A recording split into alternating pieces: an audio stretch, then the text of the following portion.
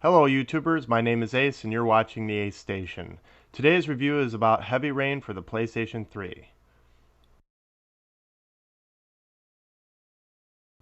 Now on to the graphics, and boy, they are beautiful. The game does a really good job pulling off a movie feel. As for the character models, some minor nitpicks but overall amazing. The one nitpick I have that stood out the most is lack of cloth flowing effects. I understand that something like this uses a lot of memory, but the game is shooting for realism, so it counts for a flaw. The character models move natural thanks to mocap technology, which adds a lot of depth to the game. As for character walking animations, some models walk kinda stiff, and when turning your body left or right, it's poorly executed, which is enough to pull you out of the realism. The architecture in the game is amazing. Every detail you will see in the real world you will find in Heavy Rain. The game is called Heavy Rain, and yes, it has a lot of it. One of my favorite scenes in the game has to be right after the story's prelude, which would be the title sequence. Random everyday people standing up to the camera, letting you see the water bead down their faces and drip off their ears and the tip of their noses. Just plain awesome. However, I need to point out a few flaws with the water in the game which bothered me. First off, the hair only looks wet in the title sequence and shower scenes. Outside of that, the hair remains unaffected as you play, which honestly doesn't make sense. The other thing is when cars drive down the streets, you'll see water splash off the tires. But the water is not being pushed away and no ripples are formed as people walk or jump and splash into the water.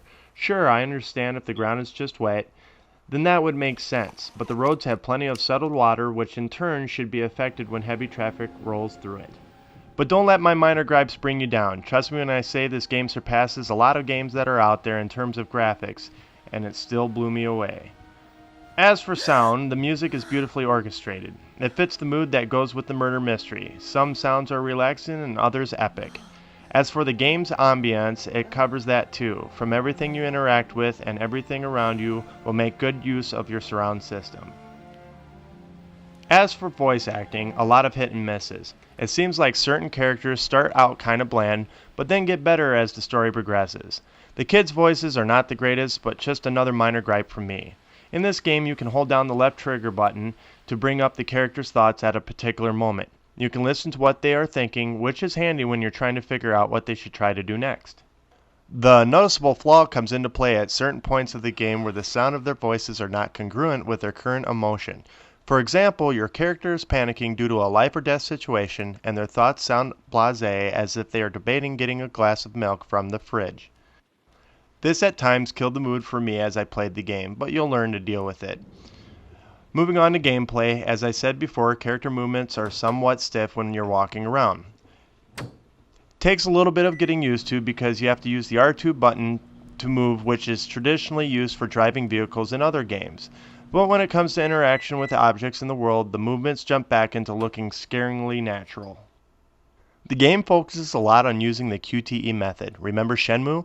During QTE, aka Quick Time Event Sequences, a button will flash on the screen briefly, and the player must press the relevant button or a combination of buttons to trigger an action. Fights against opponents can take place in QTE form. In addition to battles, QTE sequences are used for various other scenarios. For example, at one point a QTE sequence is used when one of the characters you control has to drive his vehicle into oncoming traffic. As the game progresses, the reaction speeds required of the player become quicker and the button combinations become more complex.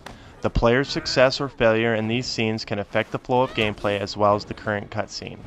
Now I'll leave you with some thoughts. This game should not be missed. The story was great and there were a lot of different endings based on how you handle things throughout Heavy Rain.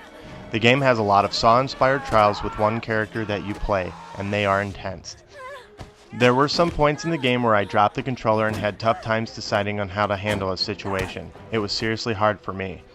You're playing a movie. This isn't a regular game you're used to. If you've played Indigo Prophecy, then you have a good idea what you're getting into. I say it's a buy-rent game because it's such a unique experience. Okay, that's all I have to say about Heavy Rain for the PlayStation 3. Please look forward to my next review. My name is Ace, and thank you for watching the Ace Station.